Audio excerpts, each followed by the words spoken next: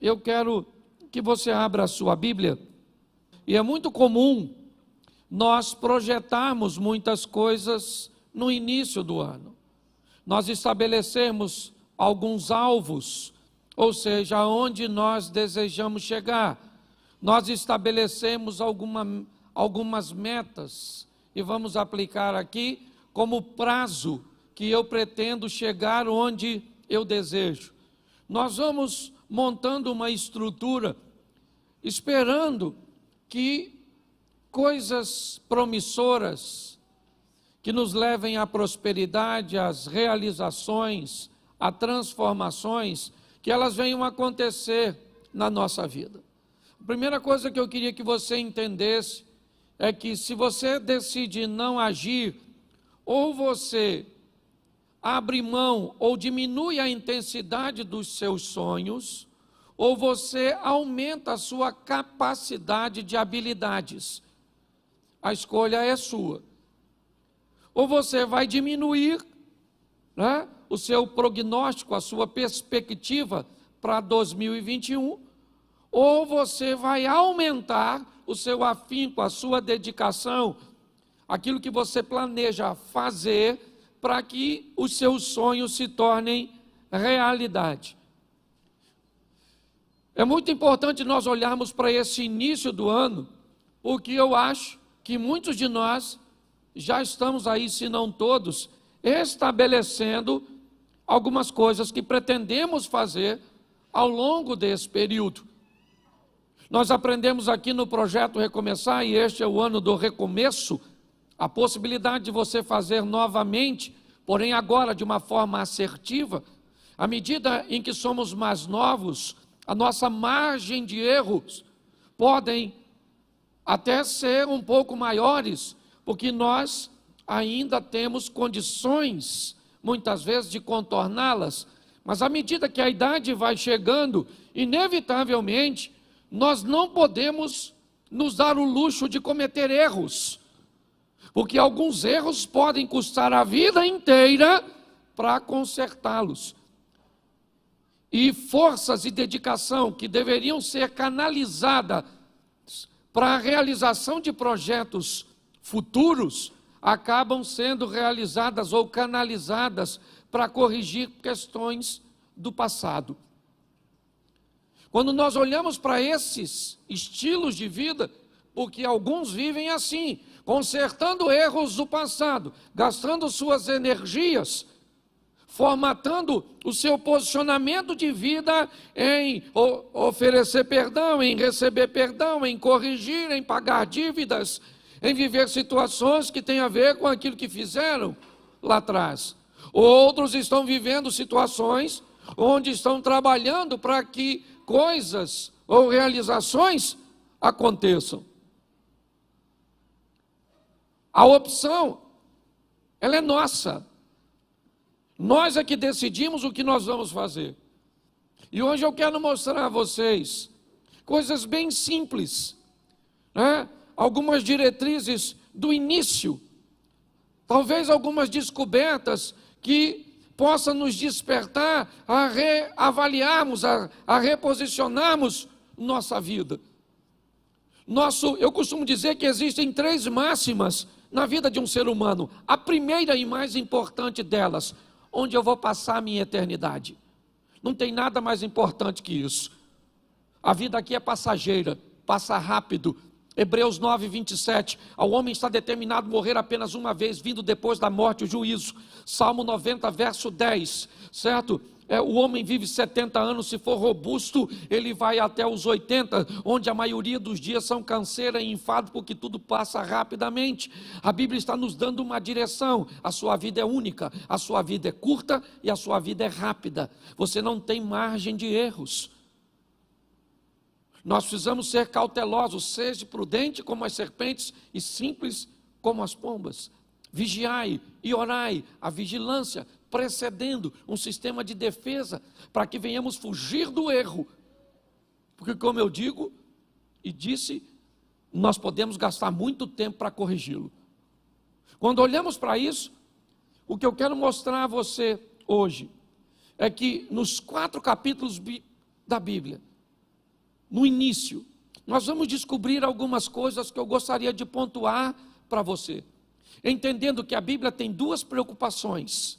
Uma e principal, com vida eterna. Por isso a primeira máxima é onde eu vou passar a minha vida eterna.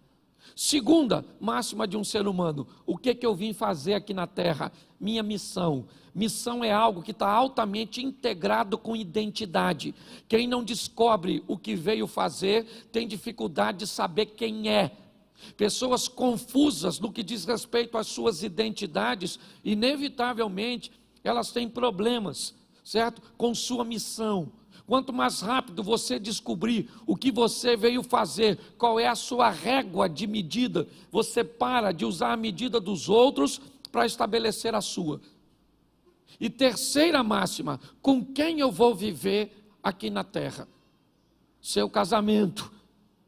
Para mim são as três máximas que regem a vida de um ser humano. Onde eu passo minha eternidade, qual é a minha missão, que automaticamente vai revelar minha identidade, e com quem eu vou casar. Ok? Então, se você casar errado, e essa vai para os solteiros, porque se você casou já, hashtag chupa essa manga. Ok? Mas se você é solteiro, preste atenção nesse negócio. Certo? Quantos solteiros tem aqui? Levante a mão. Isso, Deus te conserve, te abençoe. E se você conseguir viver desse jeito, viva. Se cansar de ser feliz, vem sofrer com a gente. Ok? Então preste atenção. A Bíblia tem uma preocupação importantíssima. Vida. Jesus disse, eu vim para que tenham e a tenham em isso. Duas coisas Jesus veio nos oferecer de forma muito eficiente. Uma, vida eterna. Ele veio para vencer o poder da morte e do caos e fazer com que o nosso nome seja escrito no livro da vida. Ok? Segunda, ele veio para nos oferecer uma vida abundante aqui na terra, onde nossa margem de erro diminui, para que possamos potencializar nossas ações em realizações futuras. Mas eu comecei a observar que os inimigos da humanidade, eles são antigos. Que quando nós olhamos para os primeiros capítulos da Bíblia, nós já vamos receber algumas direções, que se respeitarmos e colocarmos em prática, vamos ter uma qualidade de vida legal.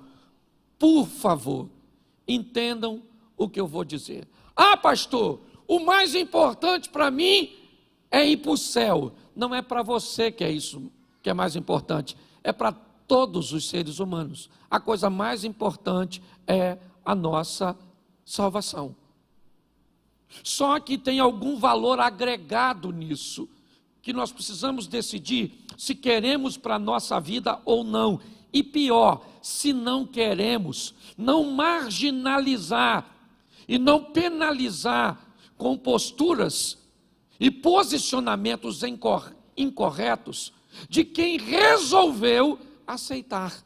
Quando Jesus diz, eu vim para que você tenha vida e tenha vida em abundância. Esse texto refere-se à vida terrena, porque a vida celestial, ela já é abundante. Se você se prender e dizer para mim ou para qualquer, pastor, meu negócio é ir para o céu, eu não estou preocupado com outra coisa, não tem problema nenhum, até porque você resolveu escolher uma parte extraordinária, buscar primeiro o reino e a sua justiça. O restante tudo é passageiro.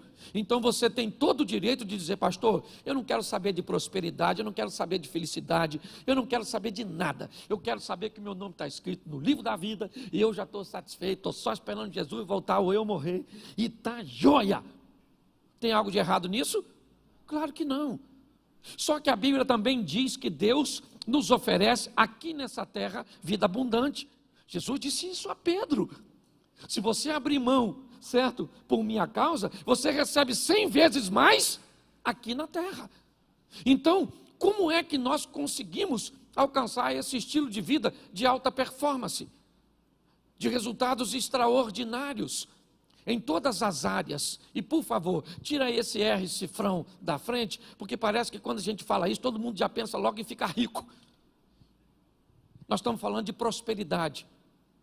Riqueza é ter muito de uma coisa só. Prosperidade é ter o suficiente de tudo. E é isso que nós estamos oferecendo. Então, se nós temos duas vidas, até porque a Bíblia diz em Apocalipse que aquele que vencer não sofrerá o dano da segunda morte. Ok? Então nós temos duas vidas, uma aqui nessa terra, que Deus preparou para nós, e com a sinalização de Canaã, uma terra que mana leite e mel, uma terra de prosperidade. Se nós olharmos para uma visão de pobreza e de miséria, qual é a ideia do céu? Rua de barro, umas casinhas simples, uns puxadinhos, um calor infernal. A promessa é que ruas serão a promessa são de mansões celestes. Então você não venha querer enfiar na minha cabeça. Uma visão pequena, você pode enfiar na sua e eu vou respeitar. Agora não tenta colocar na de todo mundo. Nós expomos a palavra e já já você vai entender o que eu estou querendo dizer. Mas no final das contas é você que escolhe. Então, se você quer ser próspero, não fale mal de quem não quer. E se você não quer ser próspero, não fale mal de quem está nadando de braçada. Ok? Porque hoje, às vezes, o que acontece é isso. Um vai para uma extremidade e fala mal do outro. É igual o tradicional falar mal do pentecostal. Já viu? Tem aquele pessoal que não acredita no Espírito Santo, não acredita nos dons, não acredita em cura, não acredita em anjo, não acredita em nada. Aí ele mete o sarrafo na turma que vê bola de fogo, caneta de fogo, que acredita nas línguas, nos dons e na cura. Em contrapartida, o outro diz que essa igreja que não acredita nada disso não é nem igreja, é sorveteria. O que é isso? Um ambiente que leva as pessoas a viver numa extremidade. E não é isso. Nosso propósito aqui é direcionar você. Então, se você olhar um pouquinho mais de cuidado, e depois você pode olhar em casa, Gênesis 1:1, vamos começar do começo. No princípio, criou Deus os céus e a... Lê de novo. Agora fica melhor. Não, volta lá, que é para ficar melhor a leitura. Vamos lá, gente. Feche seus olhos. Senhor nosso Deus e Pai, em nome de Jesus, nós queremos te agradecer por tua palavra, continua falando conosco. Usa-me, ó Pai, como um canal de bênção nesta hora, em nome de Jesus. Amém. Glória a Deus. Amém? Preste atenção, porque aqui nós já vamos ter, no capítulo 1, a direção de como o homem deverá viver. Nós somos criados, ou fomos criados, à imagem de Deus. Vamos lá. O texto diz: no princípio criou Deus os céus e a terra era sem forma e vazia, e o Espírito de Deus pairava sobre a face das águas. E disse Deus: haja luz, e houve luz, e viu Deus que a luz era boa, e fez separação entre as luz e trevas, e Deus vai começar, haja uma porção seca no meio das águas. Preste atenção, porque o que Deus está dando direção é o estilo de vida que Ele vai pedir que nós venhamos a viver. O que é a fé? A fé é o firme das coisas que não mas que se esperam. A Bíblia diz que o justo viverá pela fé. E se a fé é o firme fundamento das coisas que não se veem, mas que se esperam, Deus está criando o mundo utilizando uma coisa que vai pedir que nós tenhamos. O que é? O que é? Fé. E disse Deus: haja. A luz existia, mas passou a existir. Deus começa a chamar à existência as coisas que não existem como se ela já existisse. Quando nós olhamos o início do Gênesis, é ali que nós vamos entender que estilo de vida nós precisamos trilhar. Porque preste atenção, o justo vai fazer o quê? O justo vai fazer o quê? Viverá. Preste atenção. A fé para nós não é um momento. A fé para nós é um estilo de vida. O justo viverá pela fé. Ah, pastor, eu não sou justo porque eu sou pecador. Quando a Bíblia diz o justo viverá pela fé, ela está querendo dizer o justo é todo aquele que foi justificado por Jesus, não aquele que não tem erros. Cuidado com a aplicação literal de uma palavra que ela pode atrapalhar a sua vida. O que é um justo na Bíblia? Quando a colocação é: Jó era um homem justo, sim ou não? Sim ou não? Mas ele cometia erros, sim ou não? Sim, mas a Bíblia diz que ele era justo. Qual era a justiça desse homem? Acreditar que havia um Deus cujo qual ele servia. O que a Bíblia está nos dizendo no capítulo 1 é: nós precisamos entender que o nosso estilo de vida vai ser de fé. A nossa vida vai depender da nossa fé. Ou seja, aquilo que faz com que acreditemos em coisas que ainda não aconteceram, mas nós temos certeza de que o nosso Deus está no controle de tudo e Ele vai agir a nosso respeito. Amém? Sem fé é agradar a Deus. O modelo de criação é baseado na fé. Eu não estou dizendo que Deus tinha fé, eu só estou dizendo que Ele está utilizando uma forma de criação para nos ensinar o que é fé. Chama as coisas como se elas já existissem. Jesus disse isso, quando foi resolver o problema de Lázaro: eu bem sei que tu sempre me ouves, mas eu estou fazendo dessa forma para oferecer exemplo para outras pessoas. Então o que a Bíblia está formatando no início aqui? Nós vamos viver uma vida de fé, onde mesmo que as coisas não estejam acontecendo como nós esperamos ou esperávamos, nós cremos que Deus está onde sempre esteve, no trono de sua glória, no controle de todas as coisas. Você está entendendo? Quem acredita nisso vive o sobrenatural, e quem não acredita fica esperneando para resolver muitas vezes problemas simples. O modelo que Deus nos pediu é de fé. Mas quando nós vamos olhar um pouquinho à frente, nós vamos aprender uma coisa muito interessante. Nós vamos aprender a apresentação do nosso adversário. Seria muito fácil se nós recebemos essa informação e fosse só levar adiante para colocarmos em prática. Mas quando nós vamos olhar o capítulo 3 de Gênesis, o que a Bíblia vai fazer é, se no capítulo 1 ela nos apresenta quem é Deus, no capítulo 3 ela apresenta quem é o adversário, Satanás, o nosso opositor. Eu vou dizer para você com muita propriedade: se você é daquele que acredita em Deus e não acredita no diabo, você vai ter sérios problemas. Porque uma das coisas mais importantes na nossa caminhada de fé é entender que tem alguém que vai se opor a nós, que ele é mais forte do que nós, mas não é mais forte do que o nosso Deus.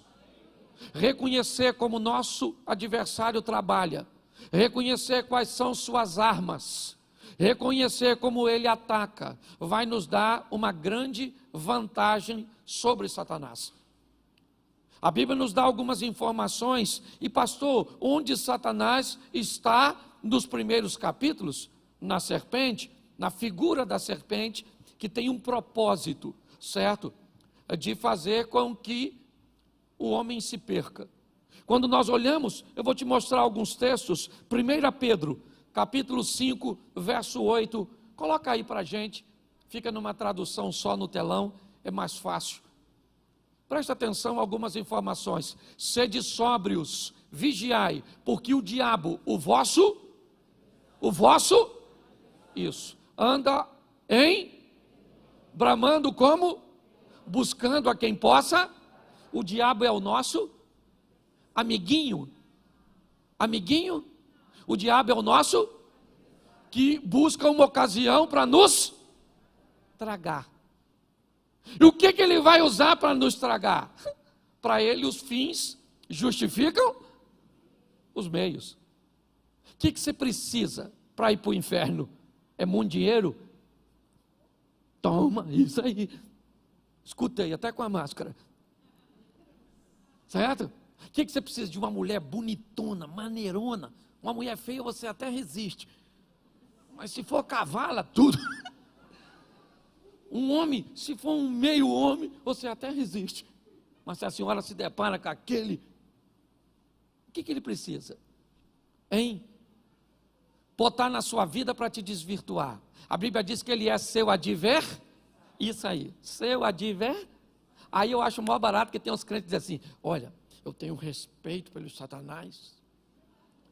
Eu vejo uma macumba, eu faço o sinal da cruz.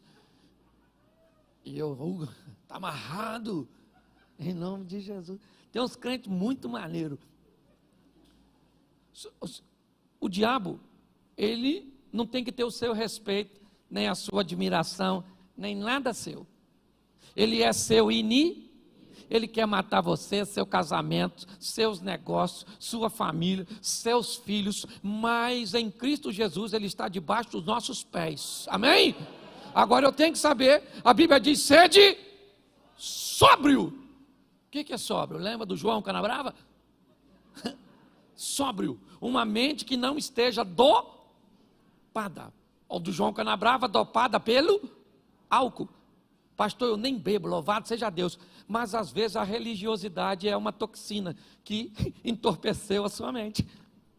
Às vezes a ignorância é uma toxina que entorpeceu a sua mente.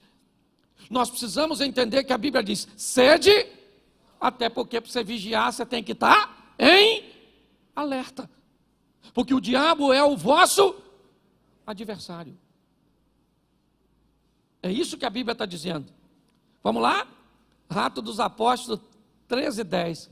Apóstolo Paulo. Olha que coisa legal. Atos 13:10. Bota aí. Lê para mim aqui. Filho do. Sabe o que Paulo está falando? Que ele mais é filho do. Quem foi que falou isso? Eu já subi nesse púlpito para falar que na igreja tem uns filhos do diabo. Quase cortaram meu pescoço. Pastor, aqui na igreja, ninguém é filho do diabo, todo mundo é filho de Deus. O Paulo está falando que tinha filho do diabo. E se tinha filho do diabo lá, tinha ou não tinha? Tinha ou não tinha? E tem filho do diabo perto da gente às vezes, sim ou não? Sim. É só você olhar as atitudes que definem a paternidade. Eu preciso preparar você, porque às vezes a gente pensa, certo? Que todo mundo é gente boa. Deveria ser, porque a imagem é a semelhança de Deus. Mas tem uns irmãos, nem posso chamar de irmão, tem uns parentes nossos, entendeu? Que deve ser filho do adultério. Uns filhos do Satanás. E às vezes eles estão onde? Dentro da igreja. Porque tem joio no meio tem cabrito no meio das. Isso aí, gente. É isso aí. A palavra está forte que a criança se sentiu. Não, é assim mesmo. Ok? Então entenda bem. A Bíblia tem filho do diabo no seu trabalho. Tem ou não tem? Na rua onde você mora. Na igreja que você frequenta. Na sua família. Os filhos do diabo que é parente. Ou seja, é só nós mudar o comportamento que vira filho do diabo também. Então, por favor, quando eu falo isso, e falo isso de uma forma mais veemente na igreja que eu pastoreio, para você que está assistindo, aqui é a igreja que eu sou pastor. Então eu falo, e aí na internet também tem. Filho do diabo. Achou que era só aqui onde eu estou pregando? Também tem. Porque tem em todo lugar. O diabo tem funcionário. Às vezes, não full time. Tempo integral. Mas às vezes freelance. Os motoboys do Satanás. Os Uber. Faz um serviço assim, sabe? Nós precisamos entender, Ele é nosso o nosso Deus é o Todo-Poder, o Criador, amém? Isso, que nos ensina a vivermos pela fé, ter uma vida de fé, e não um momento, ok? Fé é o quê? Acreditar naquilo que ainda não é concreto, mas nós cremos que vai acontecer. Posso ouvir um amém da igreja? Isso. Dizem que não tem cura para a doença que você está enfrentando, mas você acredita que tem, Deus vai liberar uma palavra e a cura vai acontecer. Está num ambiente onde todas as portas estão fechadas e a situação econômica do país não gera possibilidade de que você se reintegre no mercado de emprego e que as coisas... Isso é todas as informações que os olhos veem, mas os céus é mais poderoso do que tudo isso e abre porta onde portas não existem, porque nós vivemos pela fé. E agora a Bíblia está dizendo, o diabo vosso adver tem filho. Entendeu? Tem filho. João 10:10. João capítulo 10, verso 10. O ladrão não vem senão roubar, a matar e a... Essa frase foi dita por Jesus. Ok? O que ela está definindo é o perfil do nosso adversário. Primeiro, nós temos um. Ele não é amiguinho, não é irmãozinho, não é personagem aí das séries televisivas, Lúcifer, um diabinho maneiro. Ele não é o fantasminha, como é que é o nome dele? O Gasparzinho.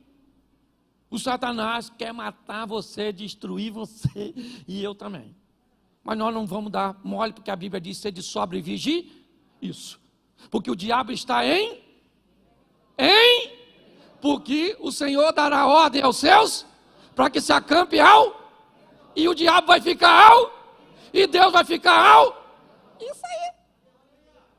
O máximo que o diabo vai fazer é assim, ó.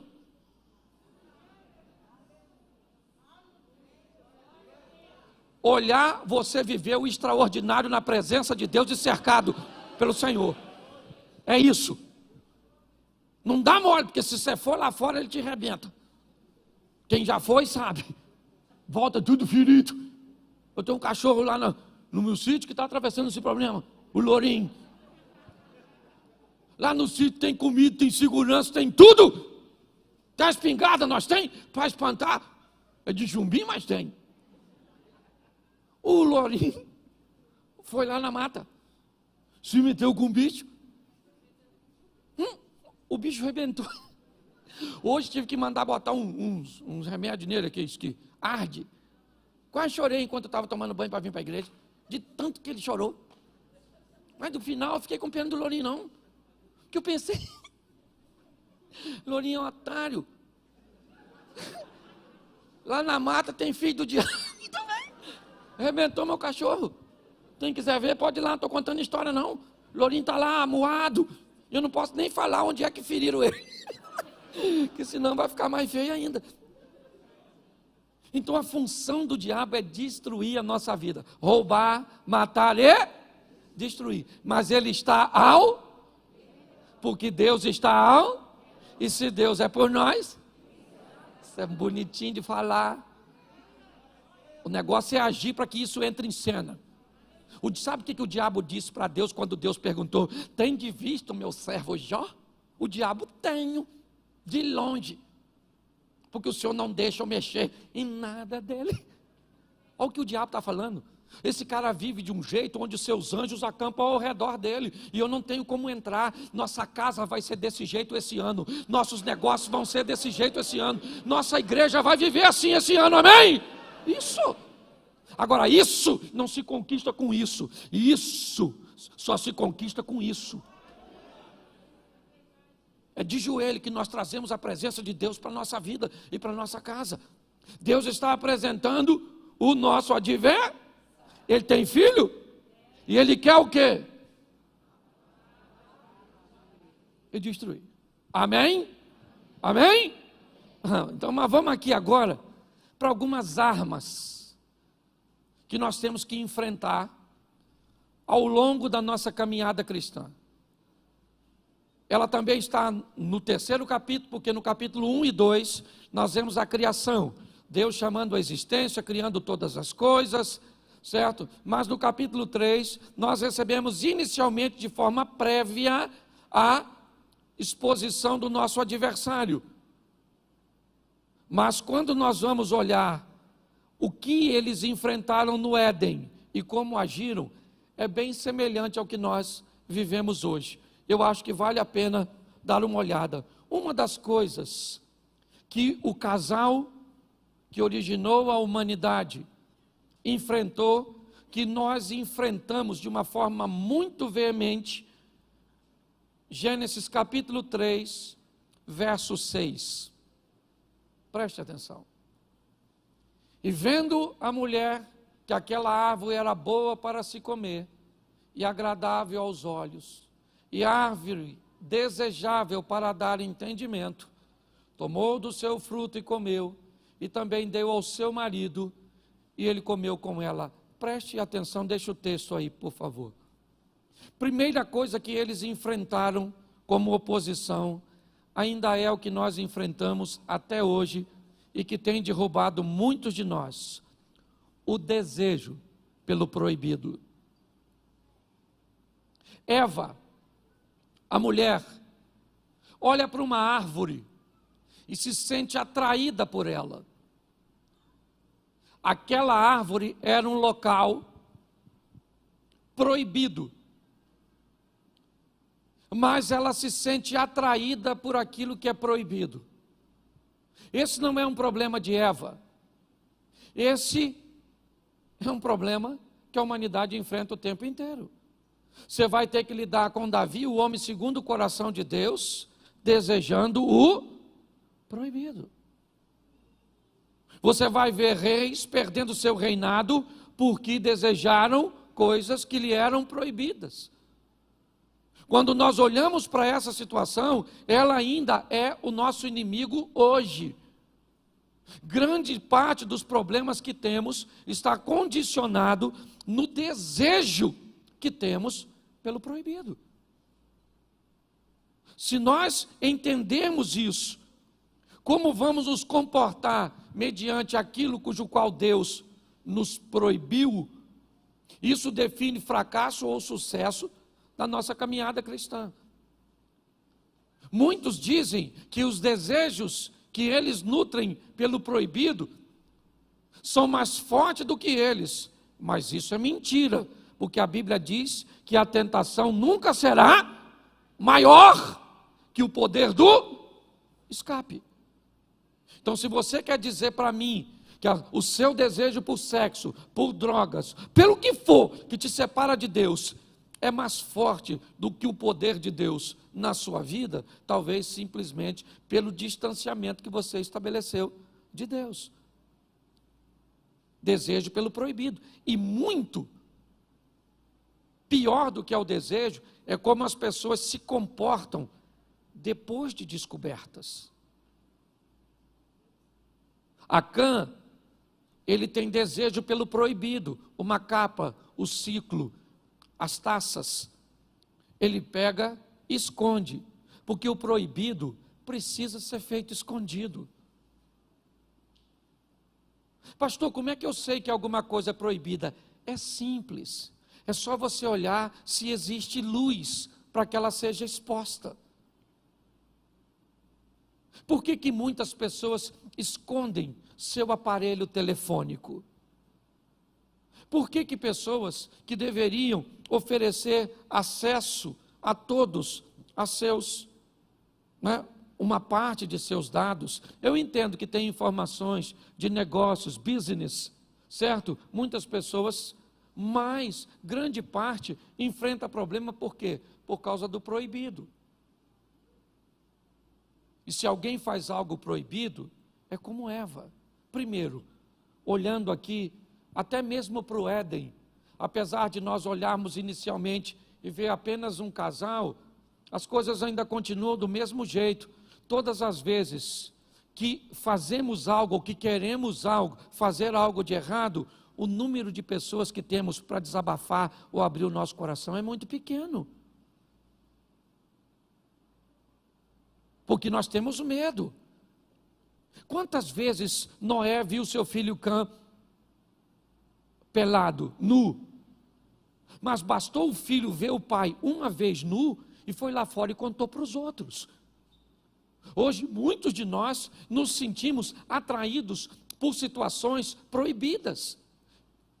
Que se tivéssemos alguém para desabafar, para orar por nós, ou para nos indicar muitas vezes um profissional, porque tem situação que ela é tão absurda, que precisa de um profissional para oferecer uma ferramenta que possa ajudar essa pessoa a sair dessa situação. Mas não, elas vivem em looping de remorso e a mesma postura, sabe? Eu me masturbo, mas eu me arrependo, ou melhor, eu tenho remorso, eu olho para a pornografia, mas eu faço isso, mas o que eu tenho é isso, é um looping que sempre me devolve a prática anterior, cuja qual eu aparentemente não consigo me libertar. O que é isso? O desejo pelo proibido. É um inimigo que nós vamos ter que lutar basicamente o tempo inteiro. Segundo inimigo que nós vamos enfrentar e que eles enfrentaram, coloca aí o verso 10, ainda do capítulo 6. E ele disse: ouvi a voz soar no jardim e temi, porque eu estava nu e escondi-me. Presta atenção, porque esse é um dos maiores adversários da humanidade, o medo. O medo. Com a chegada do pecado, o homem diz: eu ouvi a tua voz, e por que eu me escondi? Porque eu tive medo. Em algumas traduções, está escrito até assim, Deus perguntando para Adão: e quem te ensinou a ter medo? Porque não fui eu. Eu criei o mundo debaixo da fé, fazendo com que chame à existência as coisas como se elas já existissem. Estabeleço toda uma estrutura, e agora você vem dizer para mim que está com medo? E é isso aí. Eu estou com medo de sair, eu estou com medo da violência, eu estou com medo do dinheiro faltar, eu estou com medo de ser dizimista, eu estou com medo de casar, eu estou com medo de ter filhos, eu estou com medo de não arrumar emprego, eu estou com medo disso, eu estou com medo daquilo. Nós vemos hoje como nunca o medo. Um dos nossos parentes e companheiros mais próximos. Você vai entrar num elevador, você entra, quando ele abre, alguém olha para você e define se vale a pena entrar no elevador que você está ou não. Com medo, medo, medo. Hoje muitas pessoas ainda vivem enfrentando os mesmos inimigos do Éden. O desejo pelo proibido, certo?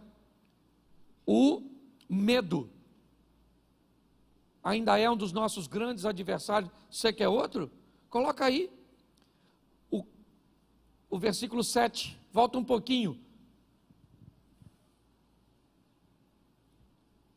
Então foram abertos os olhos de ambos, e conheceram que estavam nus, e coseram folhas de figueira, e fizeram para si aventais. Preste atenção, porque esse é um texto que nós precisamos ter muito cuidado quando olharmos para essa expressão nu. Porque se nós formos olhar isso, nós temos tribos indígenas e uma série de situações onde pessoas andam nuas e não tem nenhum tipo de constrangimento. Mas me parece que esse texto tem uma informação preciosa. É dizer que este casal cometeu um erro e vai tentar consertar por si mesmo, para tentar cobrir aquilo que tinham feito, e aqui representado na nudez. Eles vão coser, eles vão fabricar, certo? Vão preparar alguma coisa que pudesse cobrir a sua nudez. Ou seja, o que nós aprendemos aqui, que é um erro grave, tentarmos resolver coisas cujas quais nós não temos poder. Ah, pastor, eu não acredito nesse negócio de Jesus Cristo salva. Eu acredito que eu tenho que ser bom, eu tenho que fazer o bem, eu tenho que ajudar as pessoas, eu tenho que cuidar das pessoas. O que é isso? É fazer folhas de figueira para cobrir a própria nudez. É tentar resolver um problema que só Deus pode resolver, e eu vou te mostrar isso mais à frente, mas tentando resolver por si mesmo. Tem coisas que você é capaz de resolver, tem perdão que você é capaz de liberar, tem mágoa que você é capaz de equacionar, mas tem coisas que só o Espírito de Deus tira do seu coração. Tem coisas que só Deus pode fazer por você, e muitos cometem o erro de achar que são capazes de resolver todas as questões. Não, aquilo que você pode resolver, não faça corpo mole, resolva. Tem coisas que vai mudar seu casamento e que não é Deus que vai fazer, é sua decisão. Tem coisas que não vão mudar sua situação financeira, não é Deus que vai mudar, é a sua maneira de administrar, é a sua maneira de lidar com os recursos que chegam até você. Precisamos entender que esse ainda é um dos grandes problemas. Pessoas que tentam resolver tudo do seu próprio jeito. Ah, é? Você magoou sua mulher e agora você acha que ajoelhar lá e pedir perdão vai consertar tudo? Tenta, irmão. É isso. É dessa forma. Ah, então você fumou 20 anos da sua vida e agora você está com enfisema pulmonar, com câncer no pulmão, e agora você vem para a igreja e você vai dizer: "Ô Senhor, o Senhor me cura". Ele tem poder para curar, sim ou não? Mas se ele não curar, quem foi que causou o problema? Você mesmo. Nós temos que ter maturidade para entender erros que não precisamos cometer. Quando nós olhamos, é essa questão que muitas pessoas enfrentam. Ainda o desejo pelo proibido, o medo, certo? E ainda tem algo mais interessante para observarmos. Verso 12. Então, o que Adão vai dizer isso para quem, você sabe? Para quem? Para quem Adão vai dizer isso? Lê o texto primeiro. Para quem Adão vai falar? Olha como é que Adão é maneiro, o nosso ancestral. Olha que cara extraordinário. Lê para mim.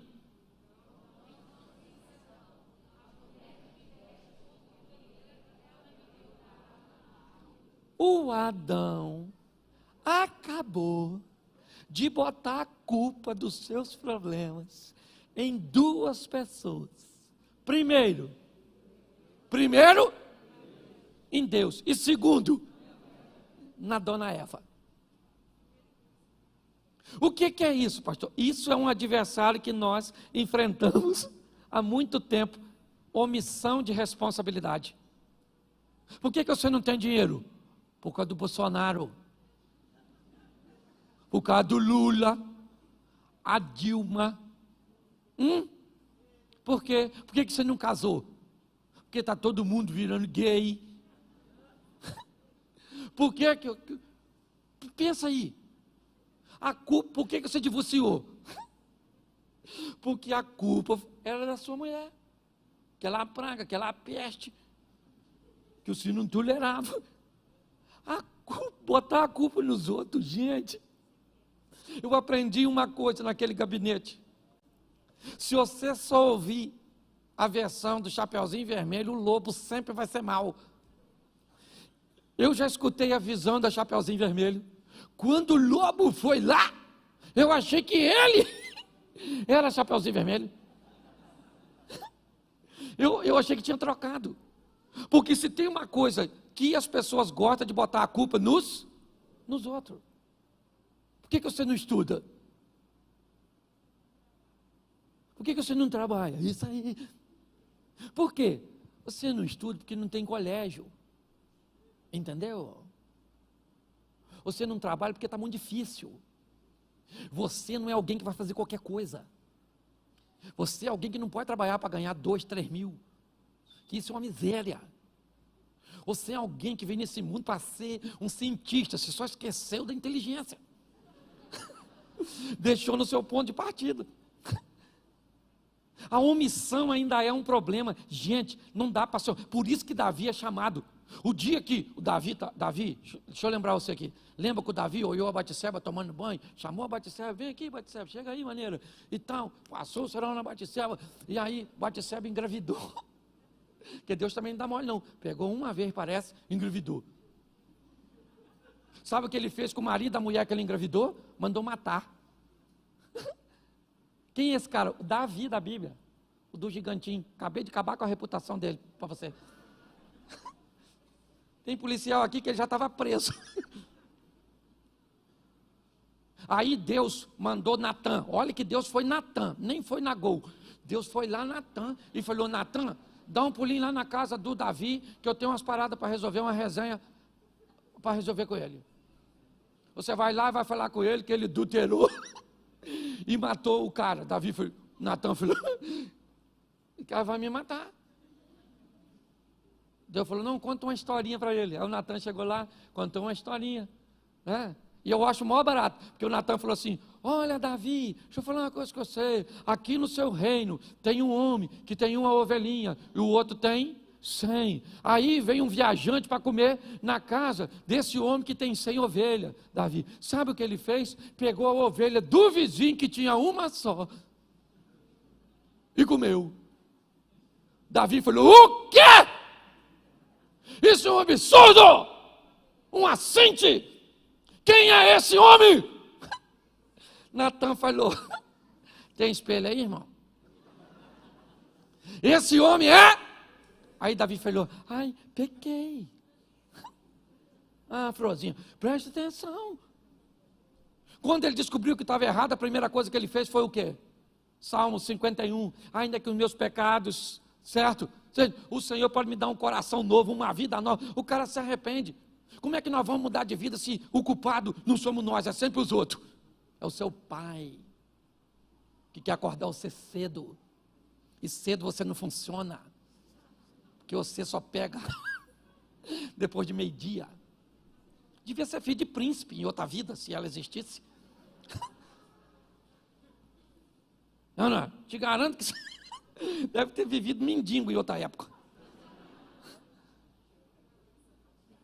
Responsabilidade. Quem é o maior responsável? Aliás, deixa eu falar uma coisa para nós que somos pentecostal. Quem é o maior profeta da nossa vida? Quem é o maior profeta da nossa vida? Fala assim: eu. Isso. Eu sou o maior profeta. Sou eu que mando mensagens para o futuro a respeito de mim mesmo. Com o quê? Com as decisões que eu tomo, com meus posicionamentos, com minha vida com Deus. O futuro está aguardando você fazer por Ele o que você nunca fez, para Ele te dar o que nunca te deu. Está na hora, gente, nós vivemos o incrível, o extraordinário, o sensacional. Alguém parar para olhar para tu e diz: menino, tu deu sorte. Sorte é o esforço que o preguiçoso não quer fazer para alcançar o que deseja. E aí é só você ser bem sucedido. Nossa, Deus tem uma panela, e é 5 colheres, e é 5. Deus não gosta de mim não. Não, quem não gosta de você provavelmente é você mesmo. Aí o outro esse dia falou comigo assim: pastor, eu não concordo, porque olha só, tem gente que já nasce hoje, o pai dele pode dar um carro para ele, e outros levam a vida inteira para conseguir comprar um carro. É verdade ou não? É ou não é? Mas aí eu pergunto a você: o que o avô desse camarada fez, que hoje pode dar um carro para o filho? Talvez o que o seu avô não fez. Então, se você quer falar mal de Deus, se você quer falar mal de alguém, não fale dos outros nem de Deus, fale dos seus parentes. Meu avô era uma praga que não quis trabalhar. E hoje eu estou só... Mas quer botar a culpa em Deus. Nós precisamos levar a nossa vida, né, para um outro nível. E aqui, um outro problema que nós temos que enfrentar, gravíssimo. O problema, ainda está no capítulo 4 só de Gênesis. Olha só, se não bastasse, deixa eu recapitular aqui para você não esquecer. O desejo, me ajude aí, o desejo, a tentativa de resolver sem Deus. O medo, a omissão, ainda tem um negócio que nós temos com uma facilidade tão grande. O que é? Inveja. Você tem?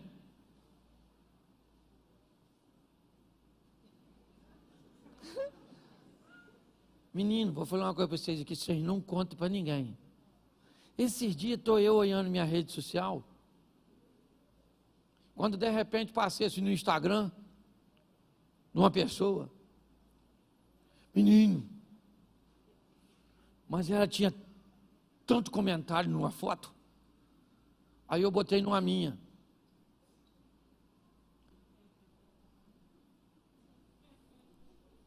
Comentário quase nenhum. Eu fiquei com a raiva. De quem? De quem? Isso me ajuda aí. Porque só eu que tenho inveja. Ninguém tem. A história do Caim e Abel ainda continua na nossa vida o tempo inteiro. É a gente medindo a nossa vida pela régua dos outros. Pare de ficar olhando o que está acontecendo na vida dos outros e trabalhe para as coisas acontecerem na sua vida. Eu estou falando para você, estava eu lá olhando. E esse movimento, até criança de 1 ano já está fazendo. Você entende? Inveja. Inveja. Lembra? Eu já contei isso aqui, já estou terminando já. Eu fui viajar, eu não gosto de falar cidade porque é complicado. Né? Esse dia o Elvis veio aqui e falou que uma praia parecia um valão, que eu falei, quando ele aparecer lá, o nego vai matar ele. Eu fui numa cidade pregada do interior do Nordeste e teve um apagão na cidade. Não é, foi esse que teve agora no Amapá, Macapá, alguma coisa assim. Anteriormente, já tem um tempinho. E teve um apagão, e era no Nordeste. O Danilo Gentili fez uma brincadeira, dizendo, lá no Nordeste já não tinha água. O pessoal queria matar ele lá quando eu fui. Perguntou até se eu conhecia. Eu falei, não ando com esse tipo de gente que fala essas coisas. Tive que me esquivar. Certo? Então tem que ter cuidado. Mas eu estava numa cidade dessa aí, e o cara falou comigo assim, pastor, você não quer andar na minha lancha? Eu nem estava muito afim, mas lá é quente. Pensa num lugar assim, que você anda na rua, parece que você vai encontrar o Sadraque, o Mesaque e o Abednego. Sabe? O pessoal de lá, se for para o inferno, vai pedir uma blusa de frio. Por isso que eu não posso falar a cidade. Eu falei, eu vou. Menino, o cara me botou numa lancha, mas pensa numa lancha. E mandou eu deitar-se na frente, eu deitei, parecia aqueles modelos. E o cara com aquela lancha, eu falei, Jesus do céu.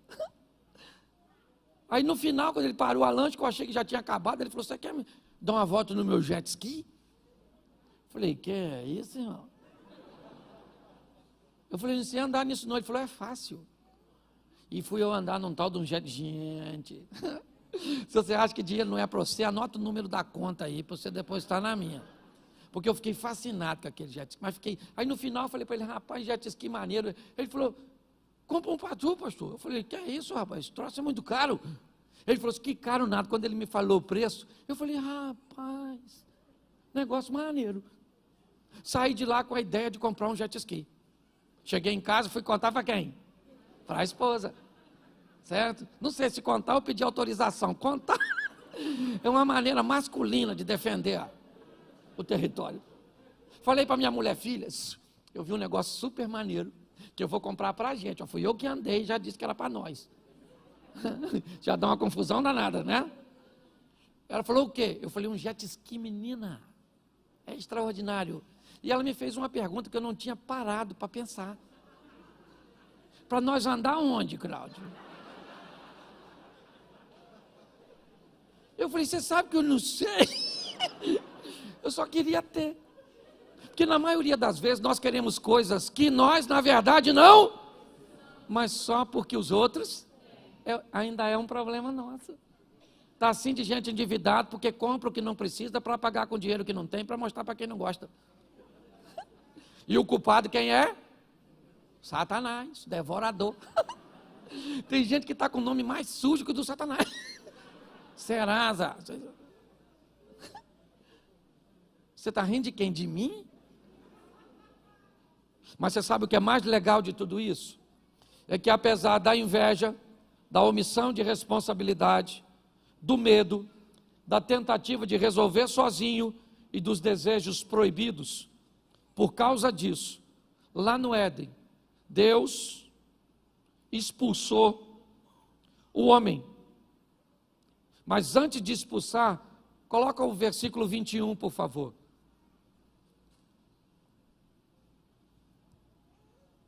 E fez o Senhor Deus a Adão e a sua mulher, fez o quê? E essa túnica era de quê? Era de quê? Isso. Para que Deus fizesse isso, ou para que isso acontecesse, o que teve que acontecer? Um sacrifício. Para que as coisas fossem corrigidas, Deus vai tirar o homem do Éden, sim ou não? Mas vai dar uma proteção para ele. Aquilo que ele tentou fazer com as folhas, Deus vai fazer com a morte de alguém. Na verdade, na tipologia, quando nós estudamos isso, aqui nós temos um tipo de Cristo. Alguém morrendo para oferecer uma cobertura, né? Ou alguém inocente morrendo para que alguém fosse perdoado. Por quê? Por causa do verso 23. Olha o que diz o texto agora. Depois de fazer as túnicas, o Senhor Deus, pois, o lançou fora para lavrar a terra de que fora. Preste atenção, o homem precisava ser expulso, porque Deus é justo. Justo. E Deus expulsa o homem, põe o 24. E havendo lançado fora o homem, pôs querubins ao oriente do jardim do Éden e uma espada inflamada que andava ao redor para guardar o caminho da árvore da... Preste atenção, o homem foi expulso, porém vestido.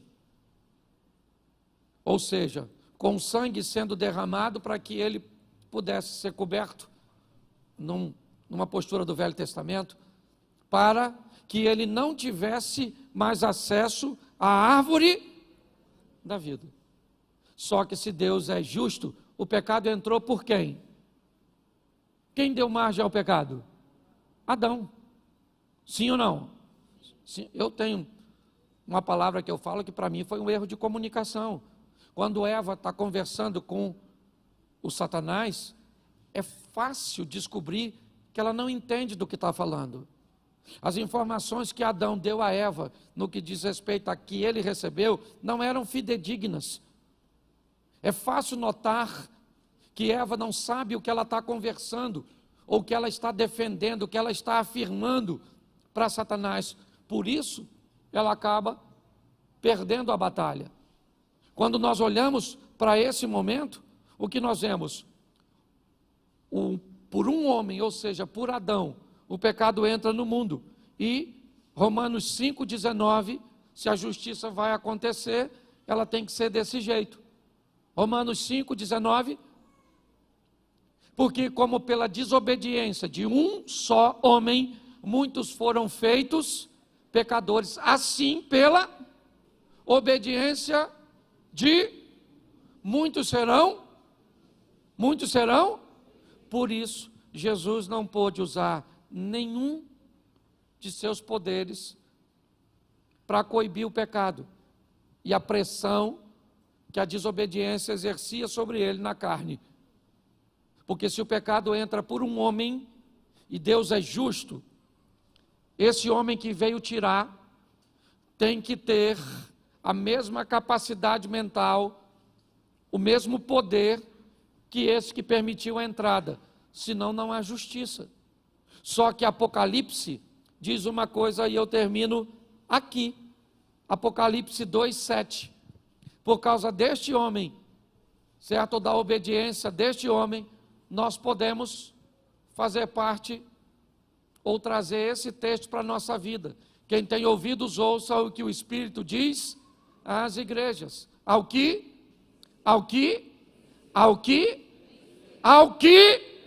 não é ao que empatar, não é ao que perder, não é ao que fazer corpo mole, é apenas para uma classe. E qual é a classe? O dos vencer. Ao que vencer, vai comer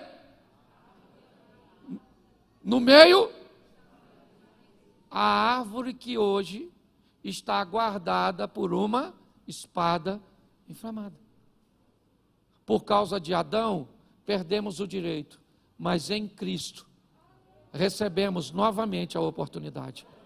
Eu queria que você saísse daqui hoje com essa palavra no seu coração, porque eu sei que a Bíblia me diz que quando eu prego, pessoas que me ouvem recebem como um solo à beira do caminho, outros recebem como um solo com pedras, outros recebem com um solo de espinhos e outros recebem em terra boa. Se eu usar isso por proporção, o que a Bíblia está dizendo na parábola do semeador é que quando eu lanço uma semente, apenas 25% dela será proveitosa inicialmente. Pessoas espinhosas ou com espinhos terão que ter, ao longo da caminhada, os cuidados da igreja, o nosso cuidado, para que elas possam, esses espinhos sejam removidos, as pedras, ou esse solo compacto, onde acaba o culto, você vai embora e as suas preocupações tiraram sua atenção, o seu celular tirou sua atenção, o amigo que está do seu lado tirou a sua atenção. Nós lidamos com tudo isso. Por quê? Porque o diabo é o nosso adversário. Por quê? Porque o diabo tem filhos. Por quê? Porque ele veio roubar, matar e destruir. Mas nós recebemos de Cristo e em Cristo o poder para vencer. Só que ele é opcional. A mensagem é para todos, mas não é para todo mundo. A vitória é para todos, mas não é para todo mundo.